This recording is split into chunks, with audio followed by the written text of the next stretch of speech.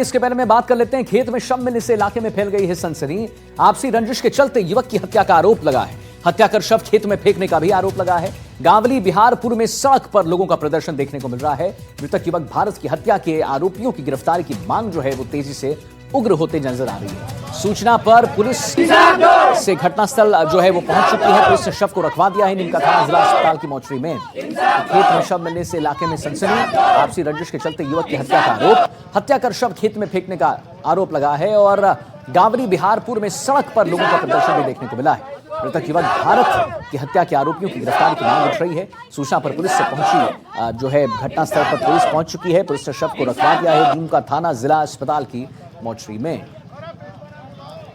जगदेव हमारे साथ लाइव जुड़ गए इसी पर और जानकारी देने के लिए। जगदेव, एक्सक्लूसिव तस्वीर अपने दर्शकों को हम यहां पर दिखा रहे हैं। जगदेव, और खेत में शव मिलने से इलाके में सनसनी फैल गई है। कौन सी आपसी रंजिश की यहां बात हो रही है, जरा उसके बारे में विस्तार से जानकारी दें जगदेव। जी आदित्य, बताना चाहूंगा ये पूरा मामला जो है नीमका थाना इलाके के पाटन गांव के नजदीक गावली का है। वहां पर जो है आपसी रंजिश के चलते एक युवक की हत्या करने का मामला सामने आया है। जो मृतक युवक भारत था उसके चाचा ने जो है रिपोर्ट भी इस संबंध में दी है।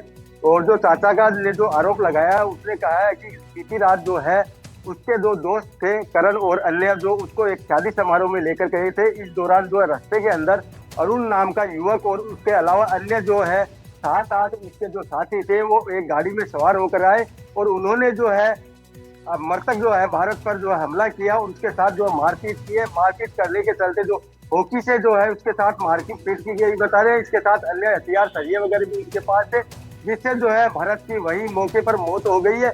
इस तरह का जो आरोप लगाया गया है। और उसके साथ के जो मृतक जो भारत था उसके साथ में जो करण वो अन्य थे, उन्होंने जो है परिजनों को सूचना दी है, पुलिस को सूचना दी है। पुलिस वहां पर जब पहुंची तो एक खेत में जो है मृतक युवक भारत का जो शव पड़ा मिला, उसको जो है पुलिस लेकर के जो है मोर्चरी में पहुंची है। इसी को लेकर जो है स्थानीय जो ग्रामीण है उन्होंने जो है आरोपियों की गिरफ्तारी की मांग को लेकर के प्रदर्शन किया, टायर जलाया है और गावली का जो मुख्य मार्ग है उसको जाम किया है और काफी देर तक प्रदर्शन किया है। बाद में जो जब पुलिस मौके पर पहुंची है तो पुलिस ने समझाइश कर पूरे मामले को शांत किया है। और फिलहाल जो है पुलिस ने जो मृतक भारत है उसके चाचा की रिपोर्ट पर जो है आरोपियों की तलाश शुरू की है।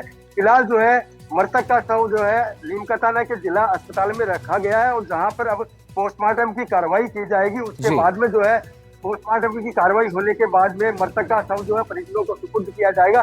फिलहाल जो है मृतक के जो चाचा है उसके जो रिपोर्ट पर जो है आरोपियों की तलाश की जा रही है और जो हत्या का मुकदमा है वो दर्ज किया गया है। चलिए ठीक है जगदेव जी, बहुत बहुत धन्यवाद आपका महत्वपूर्ण जानकारी देने के लिए। और अब चलिए आगे बढ़ते हैं। अजमेर से एक बड़ी खबर जान लीजिए, जहां मोबाइल शॉप में भीषण आग लग गई। भीषण आग लगी है। मोबाइल की दुकान में आग से करोड़ों का नुकसान बताया जा रहा है। सुबह 4 बजे आग लगने की घटना हुई। फ्रिज, वॉशिंग मशीन, टीवी जैसी मशीनें खाक हो गई। 3 घंटे की कड़ी मशक्कत के बाद आग पर काबू पाया गया है। आग की लपटें और धुएं का गुबार इतना अधिक था कि आसपास के क्षेत्र में दहशत का माहौल बन गया और लोग घरों से बाहर निकले। एहतियातन विद्युत विभाग ने क्षेत्र की बिजली सप्लाई भी बंद कर दी है। गनीमत रही कि इस भीषण हादसे में कोई जनहानि नहीं हुई है, लेकिन हाँ, करोड़ों रुपए के नुकसान का अनुमान लग रहा है। फिलहाल आग लगने के कारणों की जांच जो है वो जारी है। ऐसा है कि पासा रोड पर हाथ पैराडाइज के सामने हमारी दुकान थी। मेरे बड़े भैया की दुकान थी। छोटा भाई दुकान के ऊपर ही रहता था। रात को करीबन 4:30-5 बजे करीबन क्या है कि छोटे भाई को दिखा कि कुछ धुआं आ रहा है। तो जब उसने चेक पता गया तो लगा कि नीचे आग लग गई है। तो उसने फायर ब्रिगेड को फ़ोन किया है। फायर ब्रिगेड को फ़ोन करने के बाद में फायर ब्रिगेड यहाँ आई है और अभी आग पर काबू पाया है उन्होंने। लगभग कितनी गाड़ियाँ आ गई थी? लगभग 4 से 5 गाड़ी आई है फायर ब्रिगेड की। और आग क्या है कि जो रात को आंधी या तूफान जो चल रहा था उसी वजह से क्या है कि उसने ज्यादा विकराल रूप धारण कर लिया। ये फाइस रोड पे हंस पैराडाइज के सामने शॉप थी और इलेक्ट्रॉनिक्स की शॉप थी, मोबाइल वगैरह, इलेक्ट्रॉनिक एलईडी वगैरह सब शॉप थी। अच्छा शोरूम था। कम से कम 3 करोड़ रुपये का नुकसान हुआ है और इसमें सबसे गनीमत रही कि फैमिली बच गई।